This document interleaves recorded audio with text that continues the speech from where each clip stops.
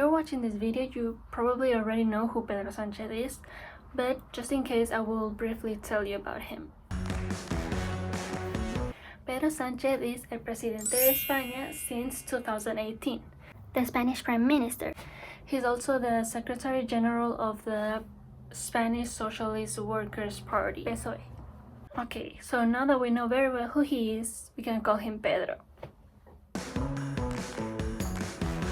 In this video, I will talk about how Pedro uses Instagram, a communication technology platform, as a politician. So let's start with some of my favorite videos or posts from his account. Madre mía, 83 años. Pues lo llevo bastante bien. Hola, veo que estáis comentando mucho vuestro wrap ahora que estamos terminando el año 2025, así que me animo a compartir con vosotros también el mío. Buenos días, estamos en India y he estado viendo este Distrito del Arte que me ha encantado. Plan Isabel Preisler. Hoy os voy a hacer un pequeño house tour por el Palacio de la Moncloa. Esta semana ha pasado una cosa inédita en la historia de nuestras democracias, y es que un tecnooligarca se ha colado en el teléfono de millones de ciudadanos españoles para decirles lo que tienen que pensar. So let's start by analyzing some elements of this post to understand how he uses Instagram as a politician. The tone depends on the video, but it's mostly formal and friendly at the same time. The frequency is weekly, almost every day. Pedro uses the platform to get closer to the younger audience, but also to show his more human side, that he's a normal guy, not just a politician, and facilitate information to the citizens.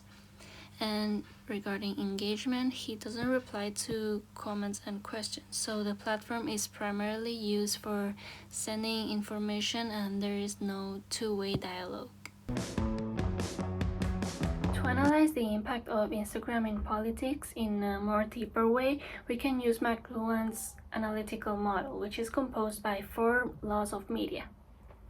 The first law is about how media technologies enhance specific aspects of communication. So, what does Instagram intensify, make possible, or accelerate in politics? We can say that Instagram intensifies the connection between the leader and the citizens by showing more of his lifestyle away from politics.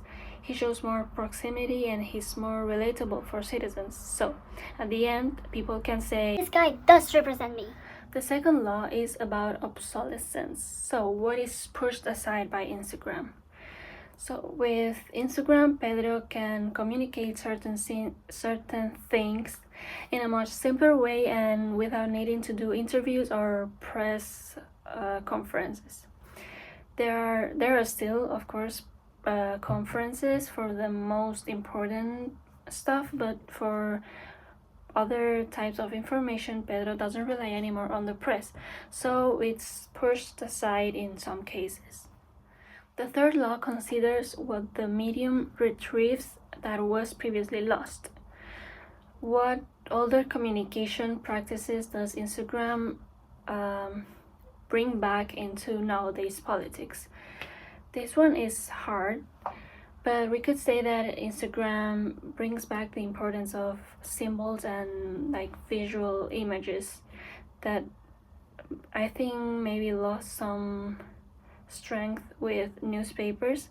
Before, politicians communicated a lot with posters, and now it's mostly with posts, videos, and stories, but it's still about symbols, and Pedro can choose how he wants to portray himself in the media.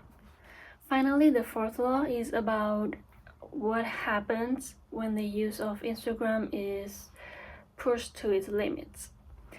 I think that if Pedro starts using too much Instagram, he would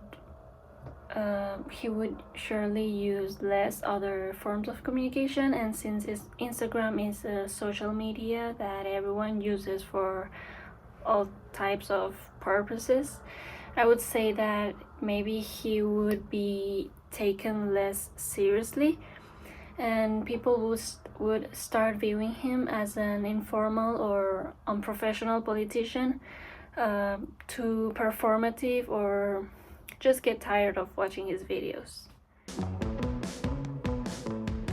Now, drawing on Bennett's concept of lifestyle politics, we can say that when Pedro uses Instagram, he reinforces this lifestyle politics, since he presents himself not only as a politician but also as a person with a lifestyle. And now it's getting more common to learn about a politician's ideology based on what their content reflects than by reading the program of the party. There are different ways to interpret this shift. I believe that the most pessimist dystopian view is that politicians use Instagram to distract the citizens from more important issues. But in this case, Pedro still talks about relevant political issues like social media restrictions. So I don't think that is happening now or in this case, but I also don't think that it reduces the distance between citizens and the president, as could be argued from an optimistic utopian view, because there is no real interaction. It's like a fake proximity.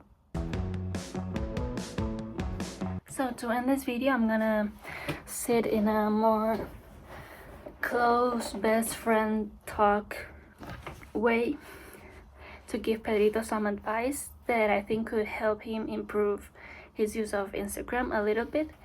So my advice is at least like some comments. Show that you appreciate the support that you're getting from the people that love you, because believe me, you also got a lot of haters.